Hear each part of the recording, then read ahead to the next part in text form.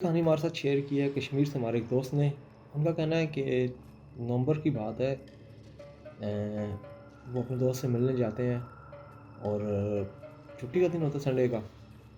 अब उनका बाइक पे घूमने का प्लान बन जाता है और वो कश्मीर से मरी की तरफ रवाना होते हैं और तकरीबन दिन का टाइम होता है जिस टाइम वो घर से निकलते हैं।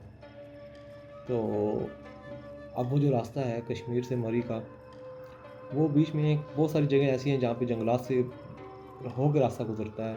जंगलात के बीच से सुनसान रास्ता गुजरता है। मरी पहुँचते हैं और उसके बाद वहाँ खाना खाते हैं और इतने में उनको तकरीबन रात के 8 या 10 बज जाते हैं घूमते फिरते हुए। अब जो वापसी का प्लान जब बनाते हैं तो एक दोस्त कहता है कि यार बहुत टाइम हो गया है, वापसी का रास्ता भी जंगल से होकर गुजरेगा तो इस टाइम जाना मुनासिब नहीं है।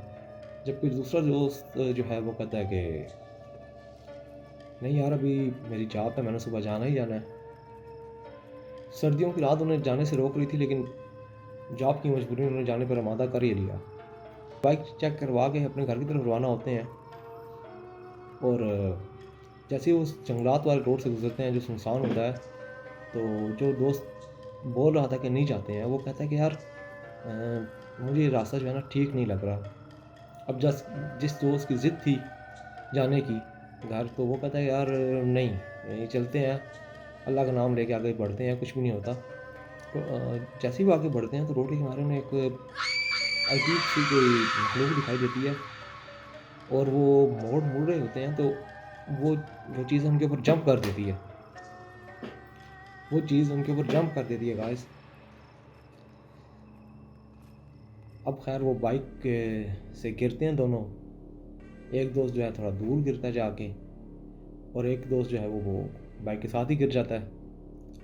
अब जो दोस्त बाइक के साथ गिरा वो देखता है कि दूसरे दोस्त के ऊपर वो चीज़ बैठी हुई है। वो नीचे लेटा हुआ है और उसके ऊपर सीने पे बैठी हुई है वो चीज़। तो ये जैसे ही अपने दोस्त की तरफ भागता था, वो चीज़ उसके आंखों के सामने से गायब हो जाती है।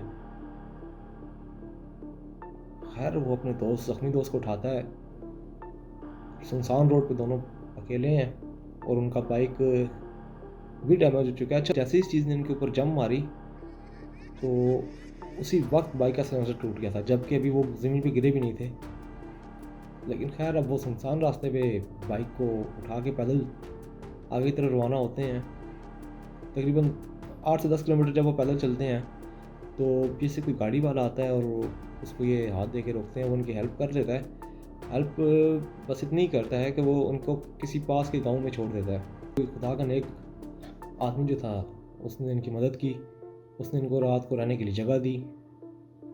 गांव वाले से अपना वाकया बयान करते हैं और गांव वाले कहते हैं कि जिस रास्ते से आप लोग हो के आए हो, शायद आपके पीछे बहुत सारी दुआएं थी जिन्होंने आपको बचा लिया, वरना उस रास्ते से हम लोग मगरिब के बाद नहीं गुजरते। ये वहाँ के मुकामी गाँव वालों का कहना था। क्या था क्योंकि वो जगह बहुत ही भारी और बहुत सी गैर मरी मखलूक लोगों ने वहाँ देखी है और कुछ लोगों की वहाँ लाशें भी मिली हैं। और ये लोग अपने घर की तरफ चले जाते हैं और जैसे ही ये घर पहुँचते हैं उसके बाद इनको एक वीक तक बुखार रहता है। और आज भी ये कहते हैं कि जब हम उस वाक़े को सोचते हैं तो हमारे रोंगटे खड़े हो जाते हैं, क्योंकि वो मखलूक इतनी अजीब थी, उसकी शक्ल इतनी हैबतनाक थी कि हम उसको लफ्ज़ों में बयान नहीं कर सकते। पसंद आई हो तो चैनल को सब्सक्राइब करें, लाइक करें और अपने दोस्तों के साथ लाजमी शेयर कीजिए। शुक्रिया।